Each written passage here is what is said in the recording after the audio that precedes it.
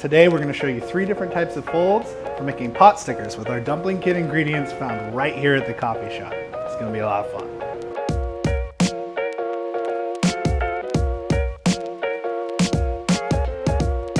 So we've got dumpling wrappers and pork or squash filling available in the pantry this week. I'm going to show you just how easy it is to make pot stickers. We're going to take a spoonful of filling. You don't want to take too much. It's really easy to put too much filling in. Fold it, kind of like a taco here. And then what you're going to do is pinch it, fold both sides down, and you keep your index finger inside of the dumpling, helping guide it. So every time you just push this in, and the 2 sides will come around. The key to this is that you're just getting it so that it sticks together and makes a nice little package. And then you pleat it, pinch it all together. Now I'm going to show you the gyoza fold. This is the most iconic fold and another great way to make pot stickers. It's more typical of Japan. Put filling in, and you're just going to fold one side in. So you're going to take one side, fold it, and smash it into the other side. Boom. And it's a nice, beautiful little fold. And it doesn't matter if it's not perfect, as long as you have a nice edge for laying down flat in the pan. The last one I'm going to show you a little cheater fold. Fold the whole thing into a taco, and then you seal it as best you can. And then all you do is you just fold in the whole thing on itself.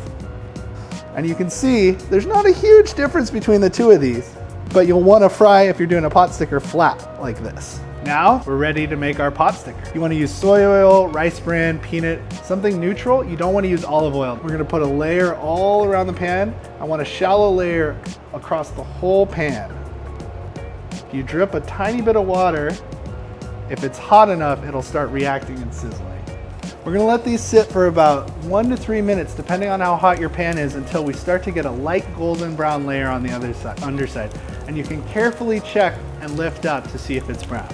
So now we've got a good sear, and I'm going to pour in a little bit of water. You don't want to add too much. I'm going to add about 1/4 cup, give or take.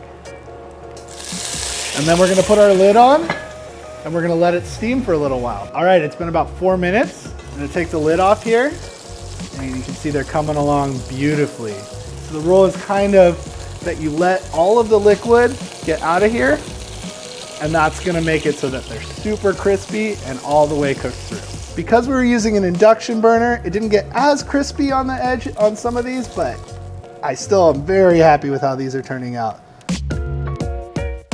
So that's how you make pot stickers. So please come by the coffee shop, pick up some wrappers. We've got pork or kabocha filling. Super delicious, super easy, and lots of fun.